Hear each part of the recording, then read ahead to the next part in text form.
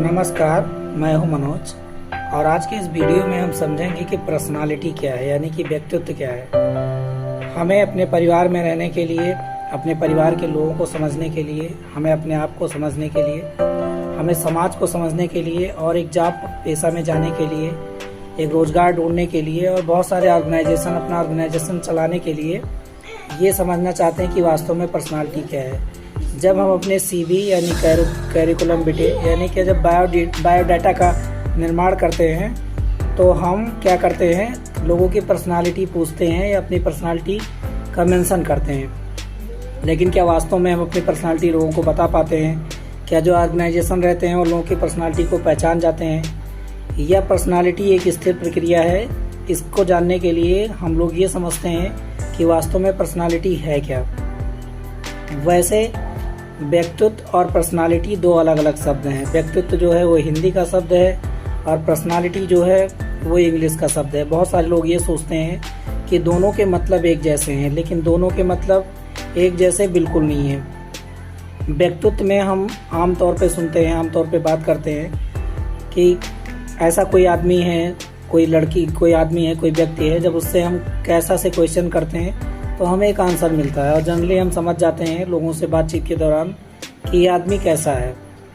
जैसे हम एग्जाम्पल के तौर पे ले किसी लड़के का नाम, कि राम का जो व्यक्तित्व है वो बहुत मधुर है और सीमा का जो व्यक्तित्व है वो बहुत आकर्षक है, नीलम का जो व्यक्तित्व है बहुत अच्छा है और कोई ऐसा व्यक्तित्व है जिसका कोई व्यक्तित्व ही नहीं है, उसका कोई व्यक्तित्व ही नहीं है। ऐसी बातें हम करते हैं, लेकिन इससे केवल हमें पता चलता है बाहरी व्यक्तित्व का।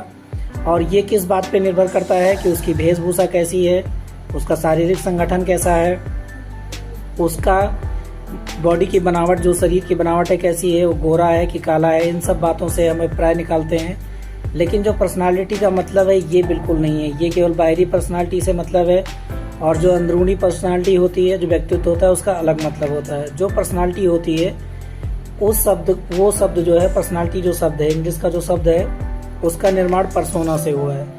उसका मतलब होता है मुखौटा, यानी कि जो मास्क होता है।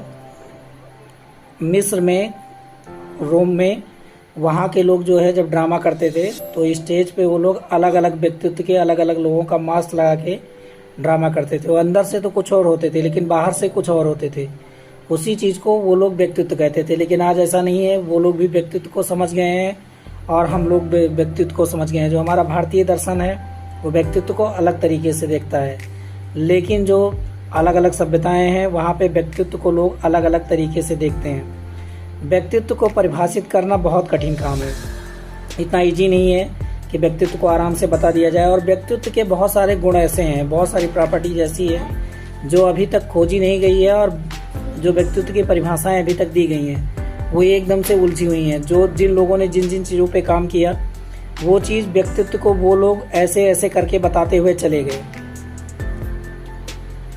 गिलफोर्ड एक महान दार्शनिक हुए, उन्होंने व्यक्तित्व को कहा जो इंसानों के अंदर कोई गुण होता है, जो उनके अंदर गुणों का, जो सारे गुणों के जो एकाग्र रूप होते हैं, मतलब सारे गुण मिला के उसके व्यक्तित्व का निर्माण करते हैं।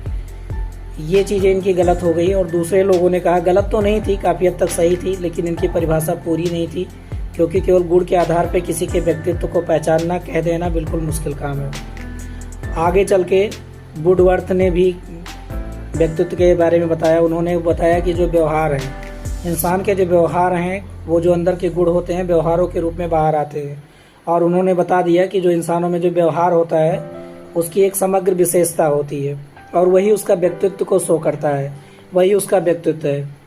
लेकिन आगे चल के डेसील ने भी एक अपनी अलग परिभाषा दी। उन्होंने कहा कि जो व्यवहार के थ्रू समाज में जो सामंजस्य स्थापित करता है कोई आदमी, मतलब अपने व्यवहार के थ्रू वो गुस्सैल नेचर का है, वो खुश मिजाज वाले नेचर का है और लोगों के साथ में सामंजस्य कर लेता है, मतलब समाज में जैसे रह लेता है, उसी को भी उन्होंने व्यक्तित्व कहा।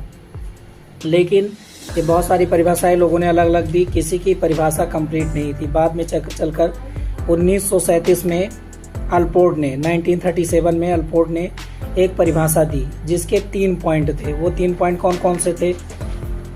उन्होंने बताया कि जो व्यक्तित्व की प्रकृति होती है वो क्या होती है, संगठनात्मक होती है। मतलब वो अकेले नहीं होता, ना गुण होता है, न व्यवहार होते हैं। उसमें इंटरनल प्रॉपर्टीज़ भी होती है, अंदर के गुण भी छिपे रहते हैं और बाहर के गुण भी छिपे रहते हैं, और ये स्थिर नहीं रहता।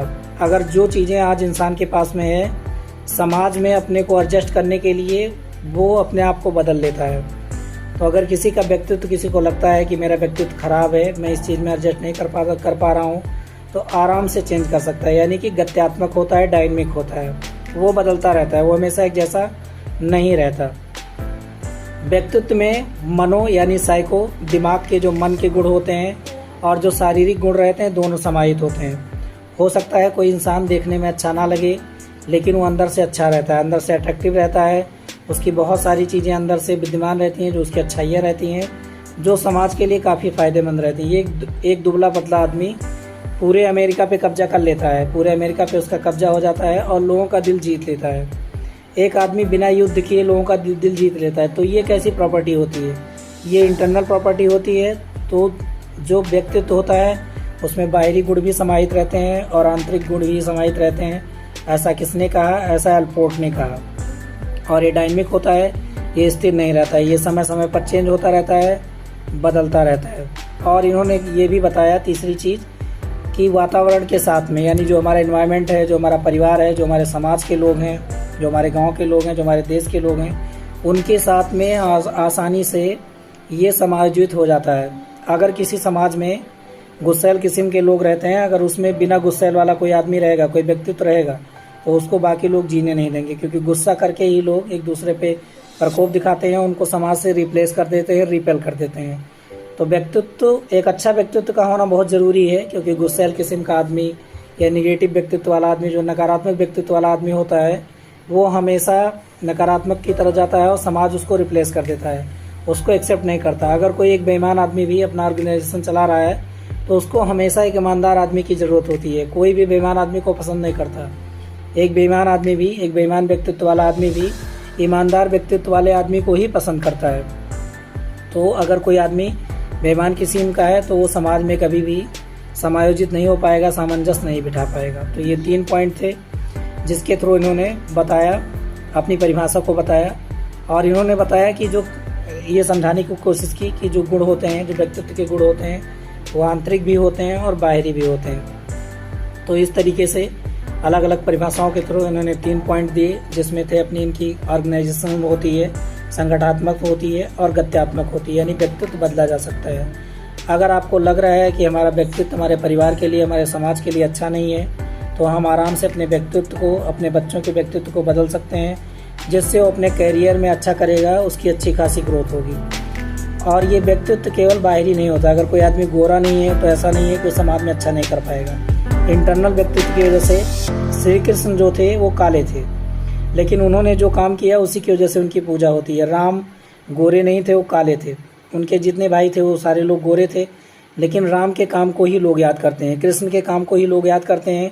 बलराम को उतना तवज्जो नहीं दिया जाता। बलराम को तवज्जो इसलिए दिया जाता है कि क्योंकि उनके साथ में कृष्ण थे। ये सारी चीज़ें थी। तो किसी का गोरा होना, काला होना, उसके व्यक्तित्व पे कोई ज़्यादा फर्क नहीं पड़ता।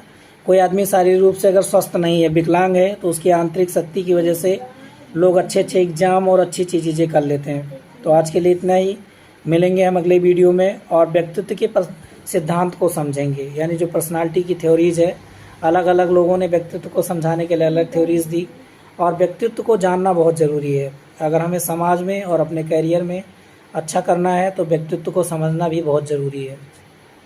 आज के लिए इतना ही। मिलेंगे अगले वीडियो में एक नई टॉपिक के साथ में। तब तक के लिए जय हिंद।